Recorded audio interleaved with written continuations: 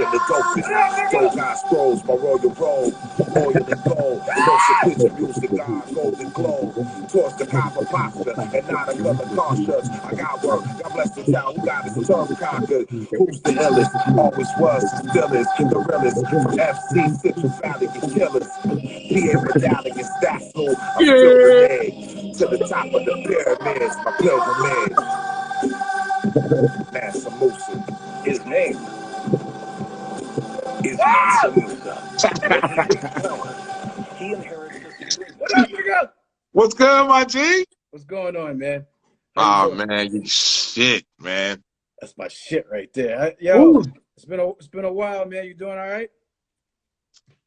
Man. I think I'm fighting the virus, man. I'm fighting the virus right now, man. I'm fighting the coronavirus. But coronavirus. You said since like Monday or something you feeling kind of off. Shit got me tired, man. Oh man. Damn, but it's all good. You know, they can't that shit, you know. They can't stop us. They can only hope to contain us, man. So they just they hold you for 30 instead of 40. You know yeah. What I mean? So yo, got a few things I wanted to get into. It's been a while since we chopped it up, and the first thing I've told you this personally, but I felt like it's important to say it publicly. As I've said, I feel like you have bullied your way into the top 10. Like this, like when that shit comes up, your name. I feel like your name needs to be mentioned. And I reevaluate my shit every year, my top 10. And I'm like, yo, this cat needs to be like, he's in that mix. And it's like, yo, to me, that's me. You know what I'm saying? So I felt it's important to say, like, you're one of the greatest cats I've ever fucking, like, damn. You know I appreciate that, bro. I appreciate that, man. Coming from a hip hop ass motherfucker like you.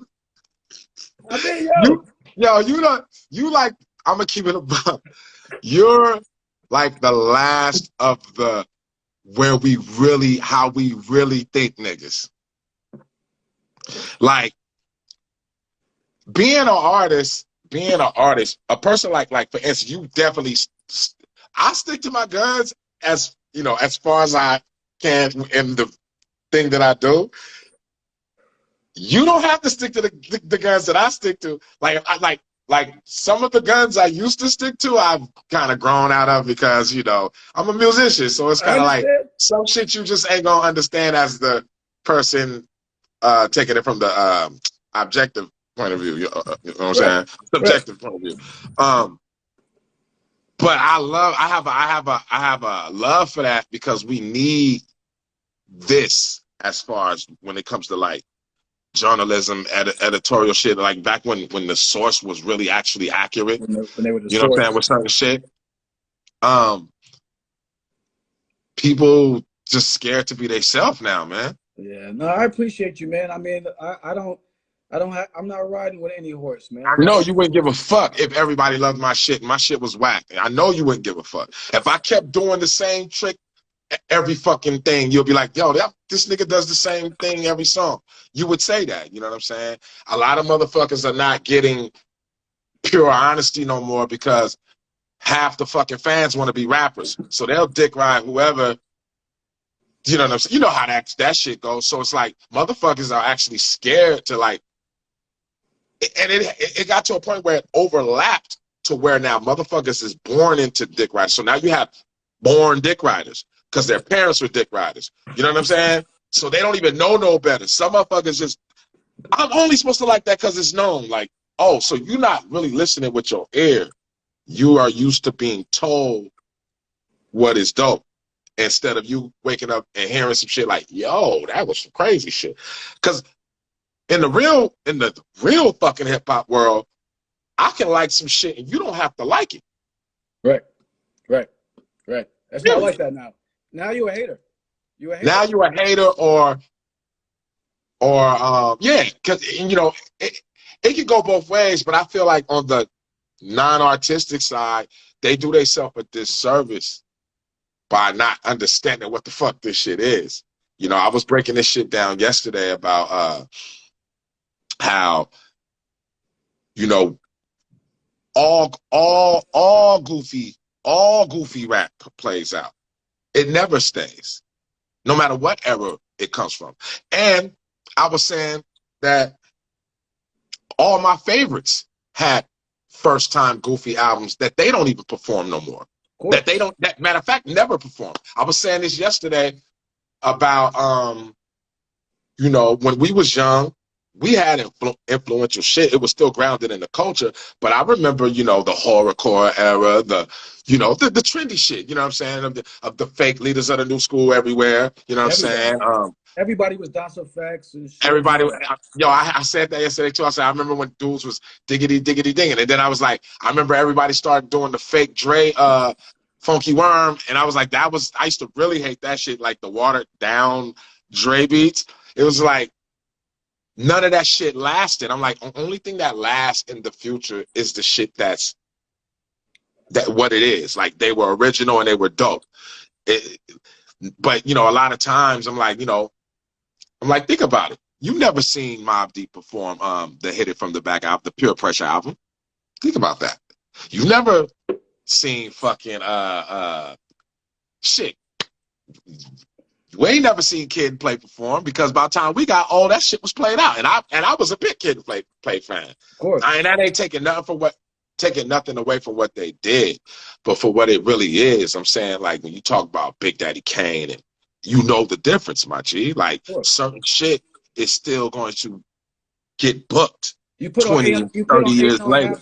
You put 8 No Half Stepping on right now. Period. Oh, it don't matter. You know what I'm saying? And I think all rap, from no matter what region, no matter where you come from, all of it, it's a real side in the oh, we saw what y'all doing, we're gonna try to put some baking soda on it and put out a lot. It's kind of like when, you know, Naughty by Nature is forever. Anybody that was trying to sound like Naughty by Nature back in the day, we don't know who the fuck they are. You know what I'm saying? Right. So it's just like, I never gave a fuck. I mean, it's just in this era, it's ran by industry shit. So the labels will put out a bunch of one-hit wonders. The artists will get gas thinking that I'm popping, but I'm like, my nigga, you 21. You not gonna even like that song 5 years from now.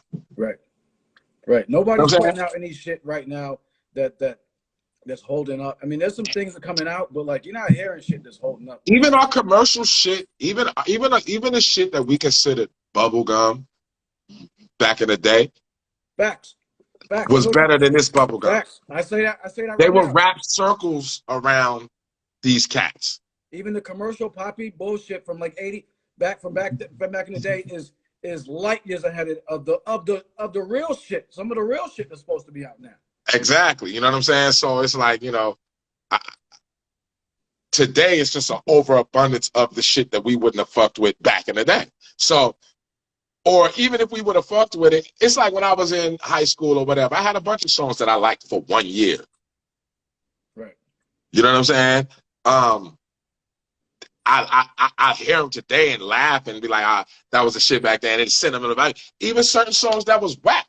You know, certain songs that was whack to me back then have sentimental value just because of the childhood era. But I'm not going to get in the car and play that shit. Nigga, I'm still going to play One for All. I'm still going to play It Takes a Millions. You know what I'm saying? It Takes a Nation of Millions to fight back. You know, it's all that shit. Boogie Down Production. I can still play that shit. I still play that shit. And I play it, and I still get shit out of it that I didn't get the first time. So, you know, just like Jimi Hendrix, Bob Marley, sometimes dope shit, it has to be in the future. The future has to recognize it, because sometimes shit is just not what it was. Black people wasn't into Jimi Hendrix and Bob Marley. Facts. You know what I'm saying? Facts. It might seem like it today. If you're in your 20s today, you would think, damn, I know everybody knew them. No, everybody did not fuck with that. You know what I'm saying? We understand it now in our era, because we was able to digest it and look back in retrospect like, oh, them motherfuckers doing something different, to where it became a little bit more trendy. You know, you got Jamaicans in New York, Brooklyn, all over New York, but, you know, Brooklyn, right? They had their music, right? American blacks listen to Earth, Wind, and Fire and fucking Barkays and, you know, OJ's, OJ's Temptations, and all that shit. Teddy Pendergrass and, you know, motherfucking real black shit. Black shit. Black America shit. Yeah, because, you know, we can all sit here and act like we grew up so cultured. No, nigga. I had my grandmother who listened to a lot of jazz and fucking blues, and my uncles and them listened to fucking funk and soul. Period. What, you know, even in the jazz shit, for instance, my grandmother had probably like 3 or 4 Sun Ra records, right? Mm. I loved it, right? She wasn't fucking with it. Those were just some records that she happened to come by in her collection. She was like, nah, that nigga was too abstract for me. Right. It made me like it because she said that. Right. You know what I'm saying? Today, Sun Ra's probably, you know, more of a you know, hip hop collective must know type of thing if you're in real hip hop today. Back in the day, wasn't no pimps and players listening to no fucking Sun Ra, guy. Nah. You go look at, and Space is the place is shot in Oakland, California. The movie is shot in the Bay Area. Oh, word? You know what I'm saying? Yeah, that movie shot in the Bay. That's all them dudes is from the town, but them is like real musicians and shit. You know what I'm saying? But them all like the hippies and shit, and like, you know, way back in the day it was being far out. You know, the far out cats. You know what I'm saying? Right. Some was on some Mad Lib shit in the fucking 60s. You know what I'm saying? So that was too eclectic for people back then. Today, you'll see that niggas on face on shirts, and it's the thing to do because we've been able to digest it and respect it for what it really was. He was living it. So they looking at him like, why is he coming from the fucking hotel room with his whole band, and why are they playing all the way down the street until they get into the venue? You know, that's how he used to do his shows. He would start his show at the hotel. Right. You know what I'm saying? Today, that sound like some L shit. Back then, you a weirdo. Right. Period. Right. Nigga, we got civil rights and all this other shit, and then I'm trying to get $1, like, you know what I'm saying? So, you know, that's how I used to be like that. I feel like, you know, I'm blessed to have made it to be alive this long. It ain't even about the music. At this point, it's more that now you can see the timeline of how I came up, right? Up into the music I make now. I've been making fucking music for 23, 24 years professionally in front of people as far as the world hearing me. And 30-something, 30, close to, I'm 44. I've been writing rhymes since I was 9. You know what I'm saying? So, but professionally, since 97, right? A lot of people don't get to do that. Yo, a lot of people quit. Most people don't get to do that. Yo, most of the rappers that you post on your joint, nobody fucking know them. I know them because I grew up in that era, right? None of these niggas don't know about Yagful Front and, you know what I'm saying, and Madcap and, you know, just random subsidiary groups. You know, the OGs know, Rough House Survivors and of course, all that type of shit. Just subsidiary shit you find in the record store that you have to find on your own. Nobody fucking tells you to go get the shit. Rumpelstiltskins. See how I'm naming all this? These subsidiary groups that just came and went. You never heard from them again. You know what I'm saying? Yo, that goes back to the point I was making one time, yo. Back in the day, because first of all, like Rumpelstiltskins, that whole album was nice. Like fire. Like the thing is, back in the day, there was so many nice motherfuckers. You had to have a little bit of luck too. And that's what I say. A lot of these cats, if you put them back in the 90s, they're an afterthought because a lot of nice niggas from the 90s didn't make it out. I'm gonna keep it a buck, man. I'm very nice, and I ain't talking about on the mic. I'm saying I'm a nice person. I was just explaining, rest in peace to Ecstasy from Houdini. Yo, matter of fact, we gotta just dedicate this whole show to him because that's the first concert I went to was Run DMC, Houdini, LL Cool, the Fresh Fest. You know what I'm saying? Me too. And I was in the stands, my nigga. I wasn't even on the floor. Because if you, back then, to be on the floor at a concert like that, you had to be tough, my nigga. I'm 9 years old at that shit. I'm in the stands. With me and my partner, Wase, we was talking about that shit. Yo, niggas was getting their ass whooped at hip-hop shows. And they wasn't stopping the show like today where the police come and they break it up. No, I seen every last act at the Fresh Fest, and a nigga died there at that show. Right. You know what I'm saying? This generation, with all this soft-ass shit, and these mediocre, watered-down-ass rappers, first of all, fuck all the rap, hip-hop, hippity-hop, backpack, keeping it real shit. I'ma just keep it a buck with you. I would have punched half of these niggas in the face for trying to rap. I put that on my kids. Yo, you ass shake the man. We used to beat niggas up because we was evil. You know, I'm not like that no more. I'm a very nice person today. I'm just giving you the background of how we took it. That's what it was back in the day, though. First of all, you know, that wasn't, everybody wasn't trying to rhyme. And the niggas that did rhyme, they took that shit serious, bro. I'm saying, like, you know, my cousin is a 5%er, one of the first born in my city. Name is Self-Wise. I don't even think he remember this, but I always remind him. Because I'm younger than him, right? And this is how serious this shit was, G.O.D. 7th grade, I had got a Raiders cap, right? And I had put money with $2 signs on one side, right? And I put MCJ on the other side, right? Let niggas know what it is, right? Half the niggas didn't even know what an MC was. I'm there already. I'm in the 7th grade. I'm at a football game. Boom. I got my little Lokes on, my Raider cap, you know what I'm saying? The guy walked by, and he already, you know, the guy got crazy color eyes. So he looked mysterious to me anyway. But he looked older. He looked at my hat and he go, "You rap?" I'm like, "Yeah." He like, "You want to battle?" And I don't know why I didn't want to battle the nigga. I didn't feel like, I don't know what it was. I was just like, nah, not right now, man. He got to be like 16. I'm like 12. You know what I'm saying? Because this, my brother, the true older brothers, you know what I'm saying? It's true and self. These are the first 5%ers where I'm from. Back then, I used to destroy niggas for fun. Honestly, that's the only person I don't know. I don't even know why I did that. I don't know. Because back then I used to just, you know what it was though? I'm going to keep it a buck. I'm going to keep it a buck. Because I was an arrogant fuck back then. I had already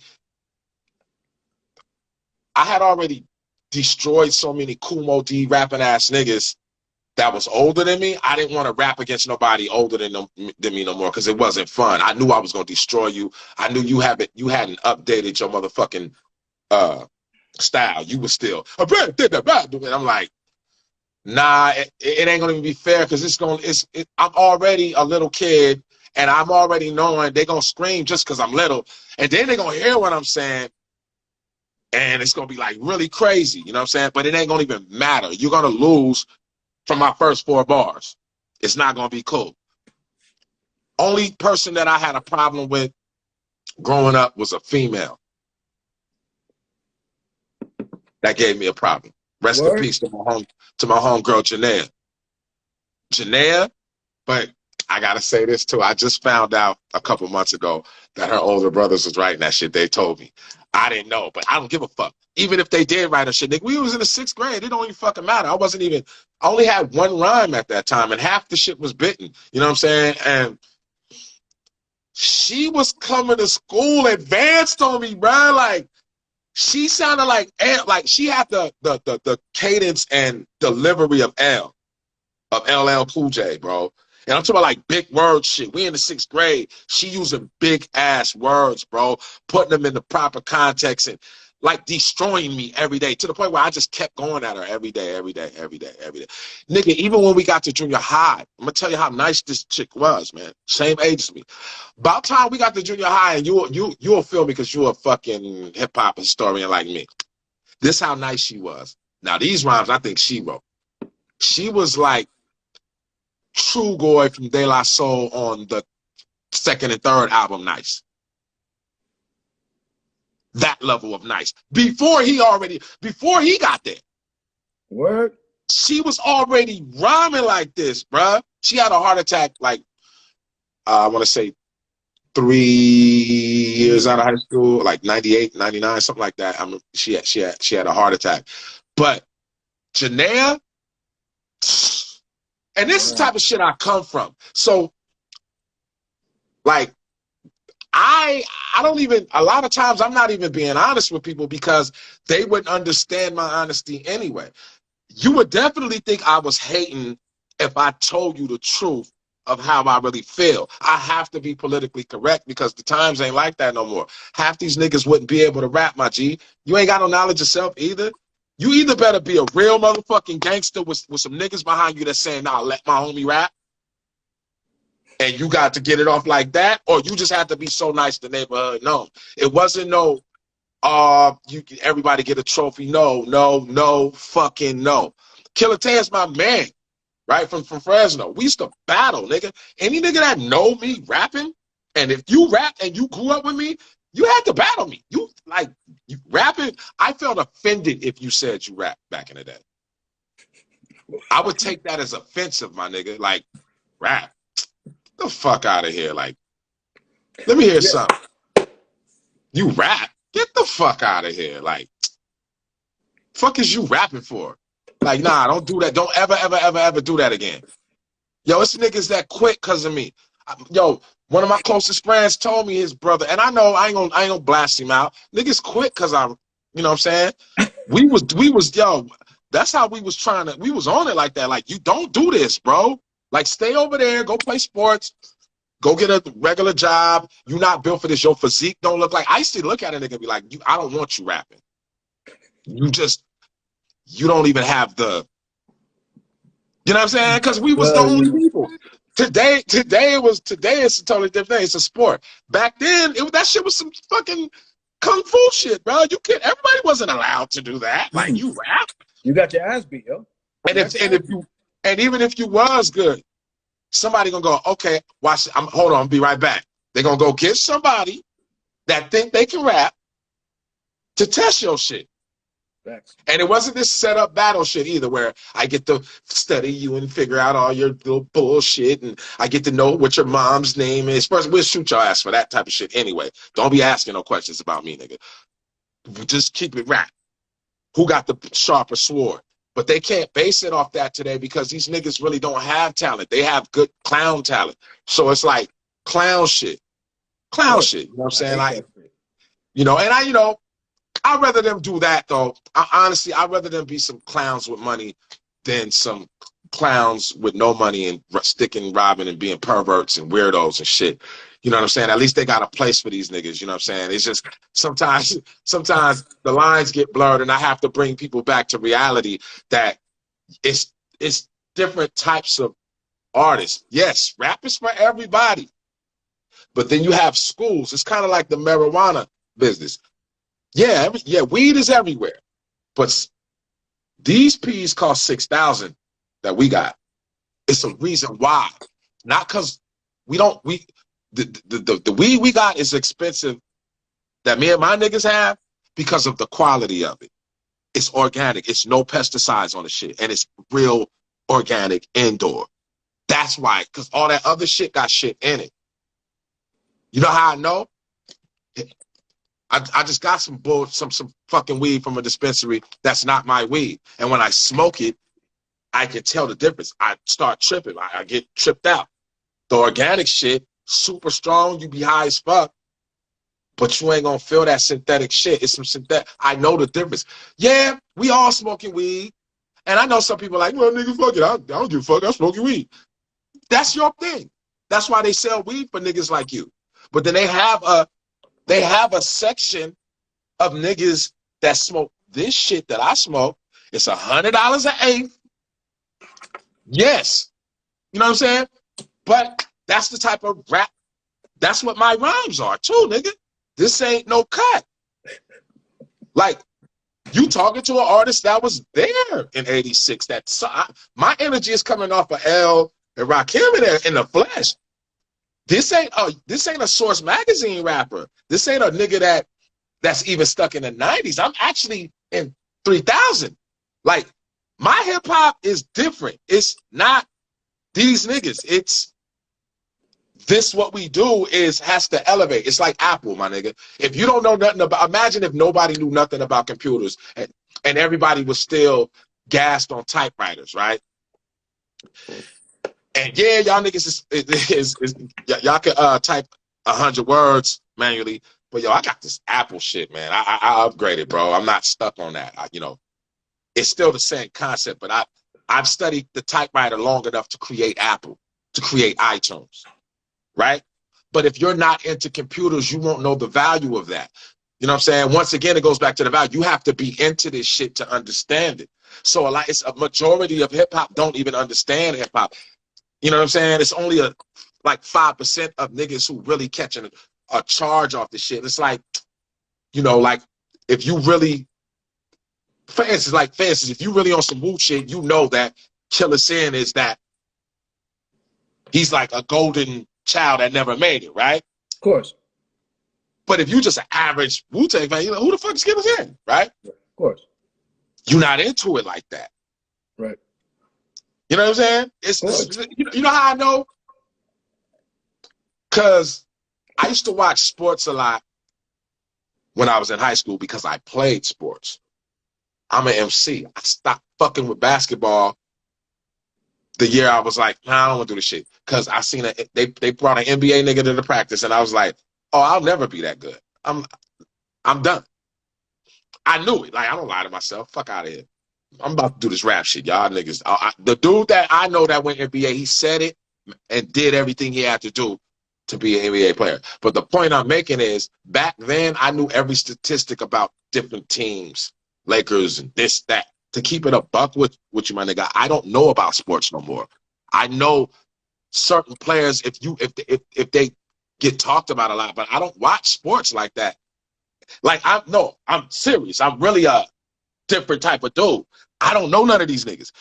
Bro, I could be next to like a Hall of Famer and be treating a nigga like a regular nigga, and niggas could be walking by and be like, yo, you know who that is? I'd be like, oh, that's just the homie. If you ain't from the Lakers at like the Magic Johnson era, I forgot about you. So I'm not into it like that. You understand what I'm saying? Mm-hmm. American culture is kind of sports. My average homie is like a walking ESPN because they're into that shit. Niggas listen to rap music, but they're not into the shit. They hear it. You understand what I'm saying? Right, of course. Of course. They hear it, but they don't fucking know shit about the shit. You know what I'm saying? There's levels, it's two different things. If you go to a party or something, right? And they put on, you go to a party, it's like a 90s themed party, and they put on Shook Ones, everybody rocking, right? They throw on some like other underground shit, some Pudgy the Fat Bastard or some other shit. They're not gonna know what the fuck that is. What the fuck is going on? Some Paula Perry or some shit like that. You know, they're gonna be like, the fuck? Like, they're like, what? Some fucking Kenny Dope. Who the fuck is Kenny Dope? Right, of course. Exactly. Like, nigga, Kenny Dope is you know what's crazy? Because I know this cat, but it's like, I had to tell him, like, yo, you like a big soundtrack to my fucking teenage years, bro. Like, I got introduced to Super Cat because of this nigga. That and is this Super Cat? That little remix he used. I learned about Super Cat through that shit. Wow. Like, you know what I'm saying? Like, oh, this. Then I seen the videos. I'm like, oh, that's the Kenny Dope shit. All right, but you know, you gotta be into this shit. Like, niggas from right now, like, who the fuck's Kenny Dope? You know what I'm saying? Like, it just is what it is, and it's worlds within the world. I don't even try to explain what I do to people. You know, I'm blessed to be able to be like this and from a place where they don't know what the fuck I do. Like, imagine being imagine being me, right? And where you come from, they know you, but they're not really into that culture that you're into. Right. Right? But they fuck with you. So whatever you do, they're gonna rock with you. But we don't know what the fuck that is. Like, this nigga be playing some weird ass music. Whether I'm playing like all the hip hop shit that's legends today. I was playing that shit as a kid in a part of the world where that wasn't common to listen to. You understand what I'm saying? Even to this day, they know I'm the biggest. Me and my guy is the biggest that to ever come from our city at this point, right? But our what we represent is not necessarily the foundational culture of where we come from. It's become that now because we're the first. Regardless of how much gangster shit or how much, you know, Bay Area music or whatever, you know, or whatever type of shit they listen to where I'm from, the foundation of what made it out of there was some traditional hip hop shit, right? And it's beautiful because I get to come home and not really be bothered because don't nobody give a fuck about that shit. Mm. You understand what I'm saying? You can just be Jay. I'm just Jason there. You know what I'm saying? And I love that. That's why I love Fresno so much because it really is gangster. I really come from a fucking gangster area.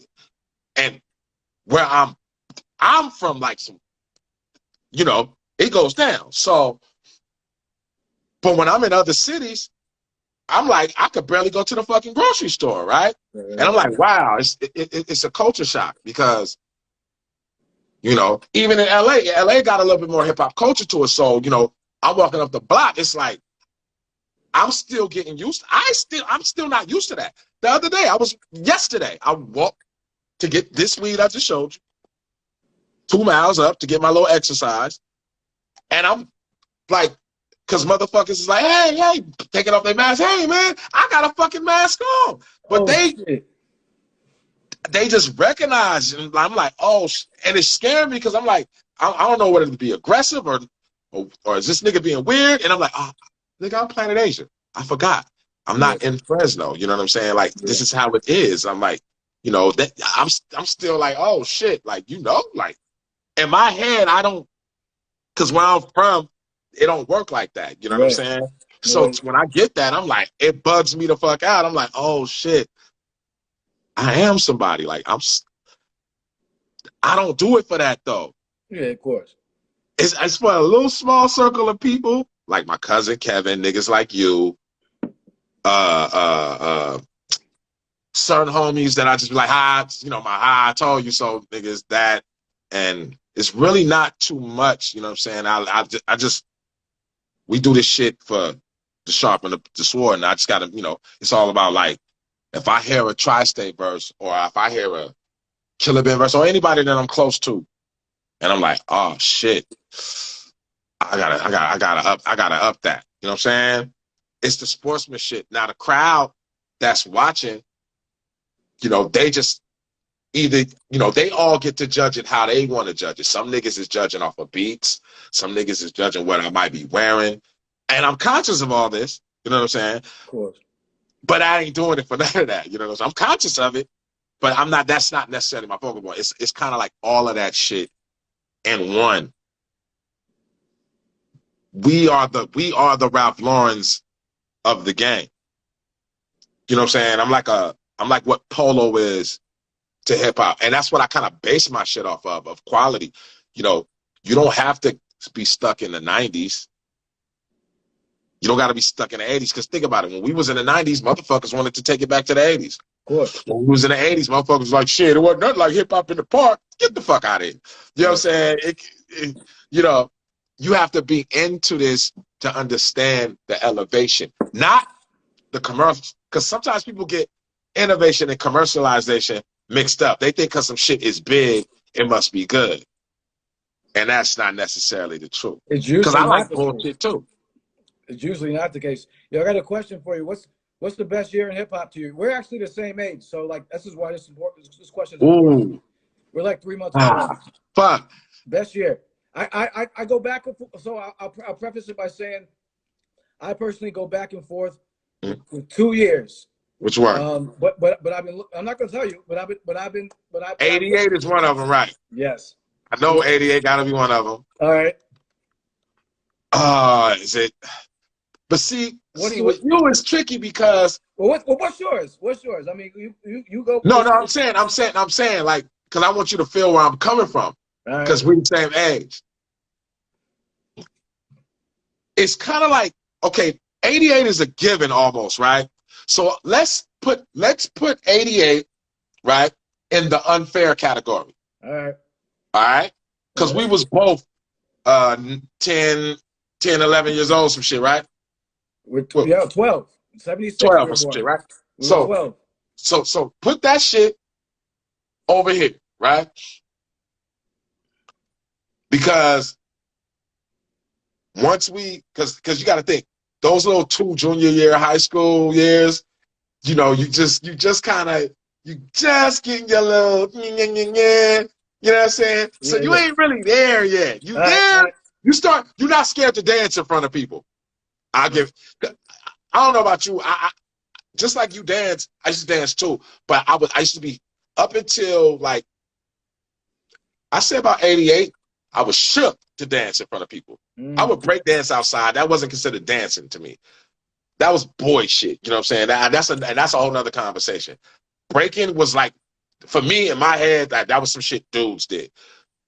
When like the 88 Scuba and Scrap, Kid and Play, all the, you know, the shit started happening, that year we had a junior high dance, and that was like the first time I was like, okay, fuck it, I'm a dancer. I don't give a fuck. Like, everybody else, I'm seeing my goofy ass homies dancing, so ain't nobody tripping. Okay, we all dancing? Fuck it, I'm a dance. And it kind of got the monkey off my shoulder. I didn't never, because I was out young, so I used to be at clubs, like, holding up the wall.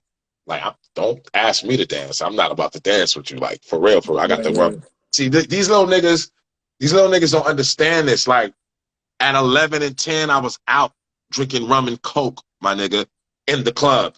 You know what I'm saying? Doing shit like that, Blackbeards and all this type of shit. But I would be shook. You know what I'm saying? This in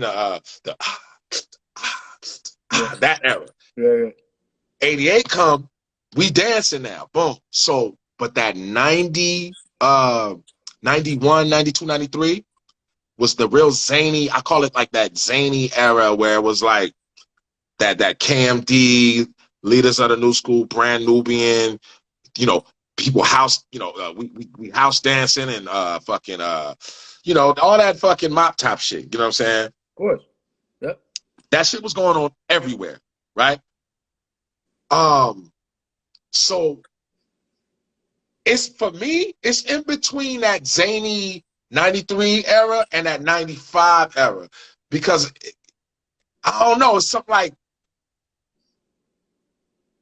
when Souls of Mischief came out, that shit was like a different type of, you know, being where I'm from, yo, that shit, it gave me hope. But when fucking 9-5 came, yeah. Oh, man. Right. Yo, pick one. Bruh. I need a year.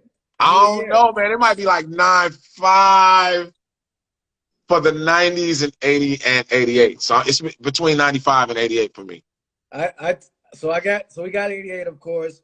And it's funny because it's funny, I can tell who's on my page by like how old people are on my page by what year they say, because they always say 90s years and we about 88. The older heads always say 88. Yeah. Have to put 88.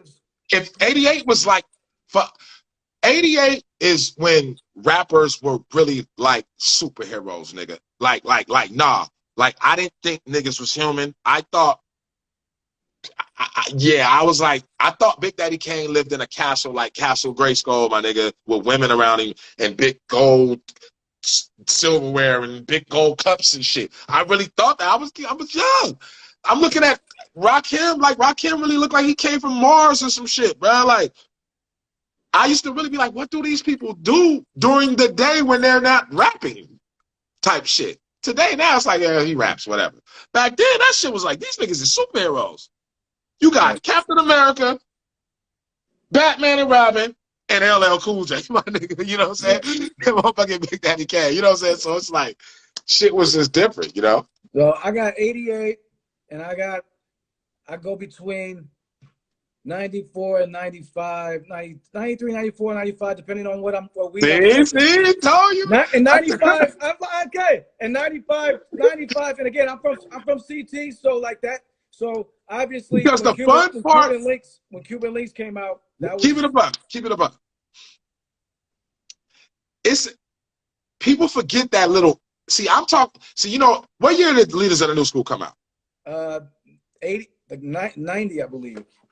90. The first one or 91? No, we about to check right now. And yo, by the way, while we're talking, 92 is slept on. 92 Super slept. And you know what? I'm gonna keep it real. Leaders of New School, 91. 91, they came out. Future Without a Past, and then Time. So look. I'm in the. I get kicked out of school actually that year. But so let me say something. It's a little void in hip hop that people just kind of like skip over, because it's like we immediately jump to Illmatic or Mobb Deep and Wu, and people forget that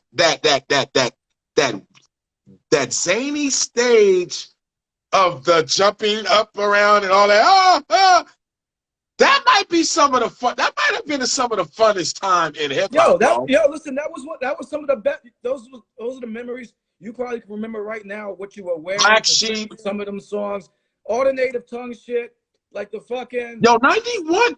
Did OPP come out that year too in 91? 91, 92. Yep. Yo. It was a lot of fun. It was fun. As far as fun goes, where you didn't have to have money, I'm talking about like broke, innocent fun. All you need is $1.25 for a brew and maybe a $5 for a nickel bag, and you lit. Like, and your whole weekend is you lit, right? Yo, my nigga, I'm gonna have to keep it real. I'm gonna have to go with that because that's my innocence. When Shook Ones came out, my nigga, we was doing evil shit. I was doing evil. I always was doing bad shit, but by the time that shit came out, we was evil. Like, so it wasn't no more dancing. It wasn't no more, nah, I'm more hunchback now. I'm more, you know what I mean? We like, come on, I'm keeping it a buck. No, what you're saying is absolutely true, yo. I mean, I'm taking you through the hip hop roller because your shit was paralleling on two coasts. You know what I'm saying? I had the dreads with the fade in 91 and 92. Like, this Mobb Deep come out, I got waves. You know what I'm saying? I'm drinking Hennessy. You know what I'm saying? I got the six leg up, one down. Philly behind the headband. I got the 6 shot. I got the 6 shot. We robbing the same liquor store all the time. I'm robbing the ice cream man, we robbing everything that could be robbed. And niggas don't even, well, some of them, they know. But we was known as cool guys, but our whole shit was by the time that came, we was stealing everything. So I was making more music. I will say this, I started being more aware of how to record at that time, because we was already doing, about around that time that came out, we started making our own shit, and I think we might even put out a piece of vinyl at that time. But it wasn't, all the fun was kind of like, now we just go to the parties, get high and shit, and I might freak on a chick or something, but ain't gonna be no dance moves and none of that shit happening now. You know what I'm saying? Like, we trying to fuck something. That's just what it was at that era. Wasn't no dancing. Like, nah, bitch, we fucking after this. You know what I'm saying? We get drunk, we drinking Andre, chill, Pastor Andre, and also all the innocent shit was out the window at about time like the infamous era came. You know what I'm saying? Then like Dre, Snoop, shit was real intense for us at that time. I graduated in 95, so like 94, 95, that's when niggas started dying. You know what I'm saying? Like, nah, they was dying in 90. But like my boys caught they real case in 91, which was the youngest males to be charged as adults with the 3-strike law. You know what I'm saying? These were the first cats. Some of them still locked up to this day. And I was in the 10th grade that year. You know what I'm saying? They've been gone ever since. Facts. They've been in the pen ever since. That was like the beginning. About time it got like 94, 95. Yo, we was like New Orleans, bro. Like, it wasn't all the shit that used to, it wasn't the same. You know what I'm saying? I graduated in 95. I was supposed to graduate in 94, but like I said, I got kicked out in 91. I couldn't go to no school. You know what I mean? Um, Graduated in 95. I graduated, walked the stage, got my diploma, da da da da. And after that, we trying to get a record deal. Well, first of all, from 93, from 93 is when I was really trying to get a deal. Well, You know what I'm saying? And I came close hella times in high school being signed to many different people. Babyface. We was hollering at Dallas Austin. And I'm talking about direct. I met Babyface direct as a kid. You know what I'm saying? We was some little wild niggas, man. We did Jack the Rapper in 94. You know what I'm saying? Yeah, I did all that shit. You know what I'm saying? The thing, yo, you was consistently, it's funny because I was consistently dancing and b-boying and shit while I was out doing my dirt. Yeah. You was doing your thing, but you know what I'm saying? The hip hop, you was still doing your shit because you popped off. I mean, your first shit was in 97, right? 97, yeah. Right. Yeah. It was 98. 97 was with Peanut. I want to say with Peanut Butter Wolf and Rasco. I did a song on My Vinyl Weighs a Ton, and I did a feature on Rasco's first album, Time Waits for No Man, and I ended up being his hype man, and that's how I was able to travel. I was just talking to Moni Love about that, how my second time leaving California. My first time ever leaving California was to Jack the Rapper, what I just told you. My second time ever leaving California was on tour to London with Jungle Brothers. Oh shit. Word. Word. It was Brasco and Jungle Brothers. What? We toured for like 42 nights or some shit. Around what year was this? 97. 97, wow. Quick thing, we gotta say big up to our show sponsor, Diggable Tees. Got the fucking illest hip hop tees on the fucking planet. But yeah, so that's dope. I didn't know that shit. Yeah, and that's around the time they came out. Remember How You Want It, We Got It. Oh yeah, they had redid that album because in London and shit, drum and bass and jungle had got big out there, so they had remixed that album on some drum and bass shit. Yo, God, we was doing shows in fucking arenas, G. You know what I'm saying? Arenas, MTV. I'm doing MTV interviews and shit. Bro, I'm coming out the projects from eating top ramen at Big Grand Crib, smoking dirt weed to this shit. Were you doing like the early Cali Agent shit? Like what we wasn't even Cali Agent shit. You know what I'm saying? It was just Rasco on his first album. You know what I'm saying? Cannabis was on his first album because I know we had met Cannabis out there in the UK and shit. But nah, it wasn't even Cali Agents yet. You know what's crazy?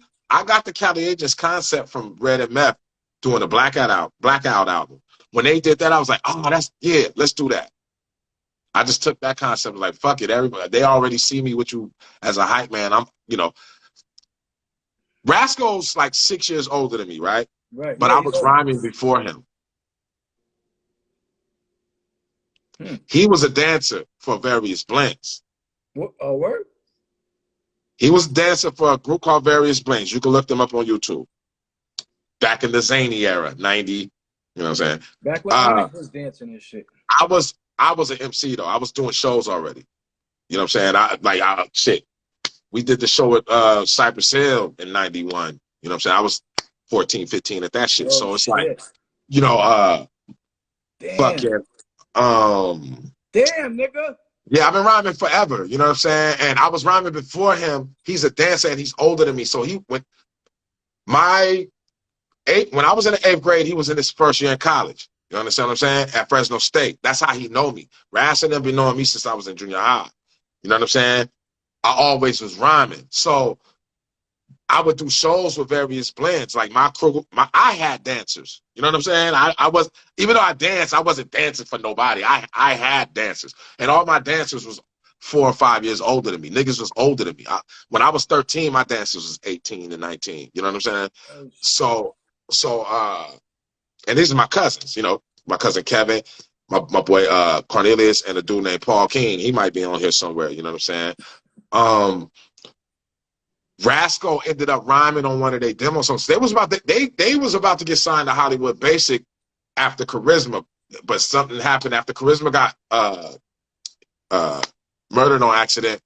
I think the whole deal and shit just kind of crumbled, and they was kind of like on in their last year at Fresno State.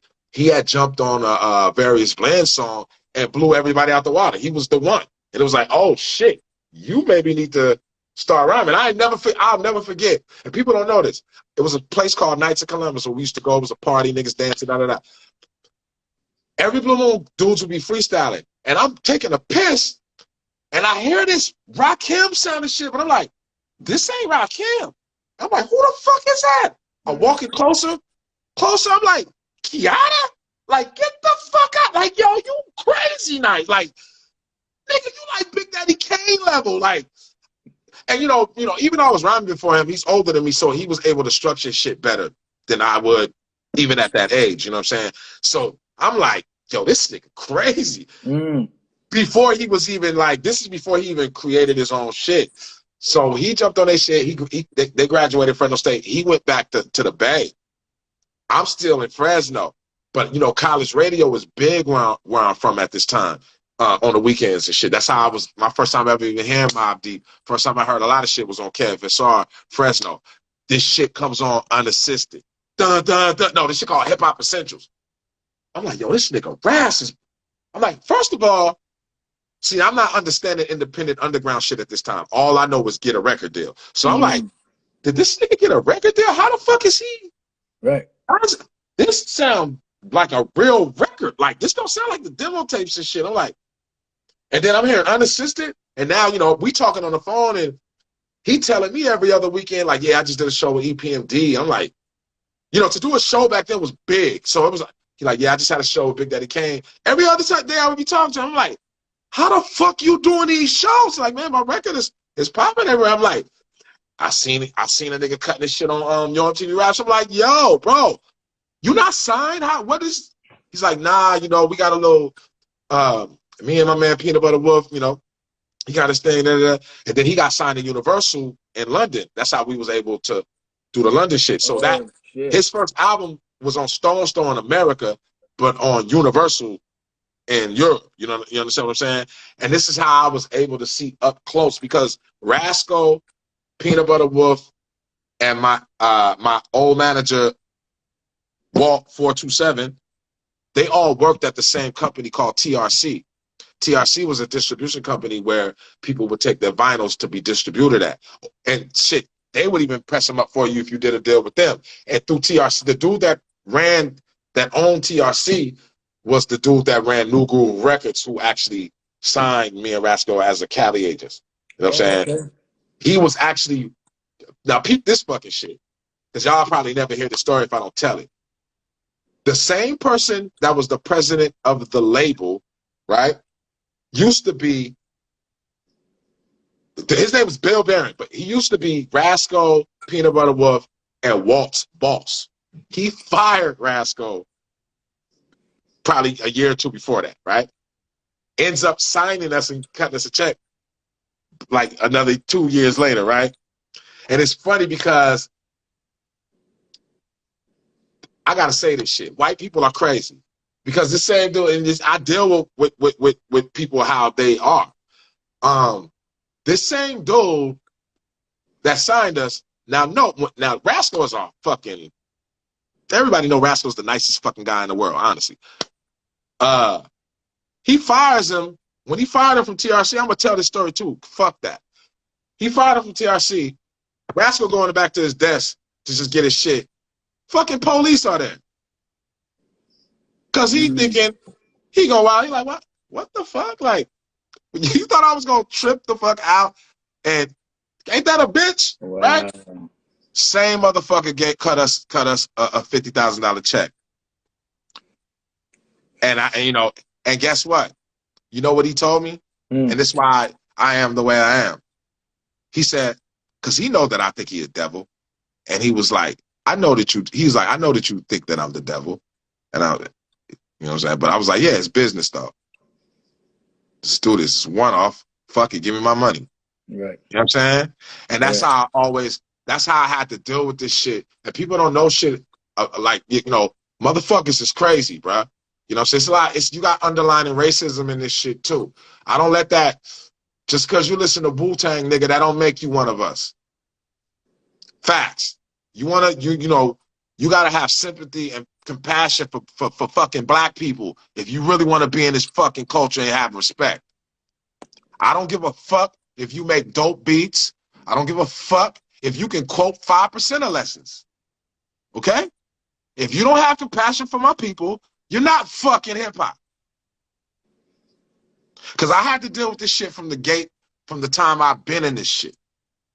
These motherfuckers get in this culture and they don't have, they blood suck off our shit, go create their own shit, don't give shit back. They put their kids through college and shit off a culture that they just come in and blood suck off of. You know what I'm saying? And I see through that shit. You know what I'm saying? I don't give a fuck who pays who.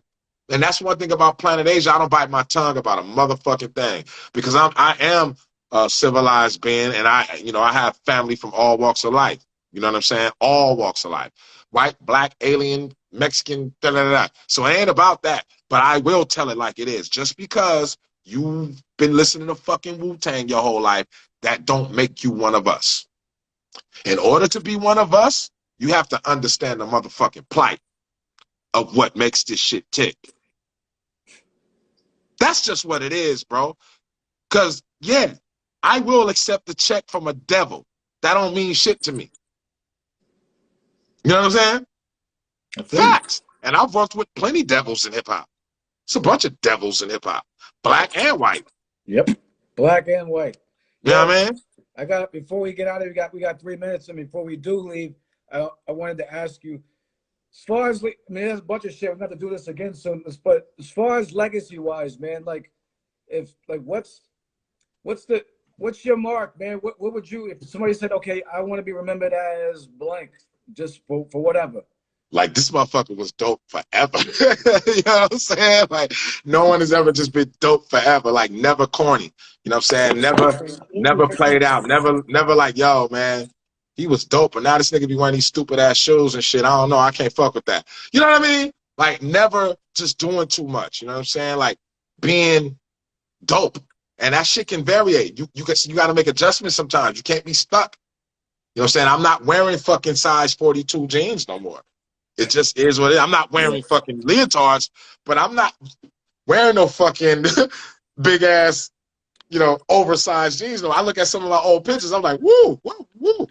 Look like I have Professor Clump clothes. Yeah, you know what I'm saying? You stupid. We're gonna have to get on out of here. We're gonna have to do it again, man. There was a bunch of shit I didn't even get into, but it was fun. We can do it, nigga. If you want to come back again right now, tap back in. We can do it again. I got a live show to get on the kids saving. Oh, that's right. We're fun. You know how we do. Yeah, so we're gonna do it again though. You're fucking. All right. You know what I'm saying? I appreciate you, man. It's always love, man. One love. Salute. All right. Peace. All right.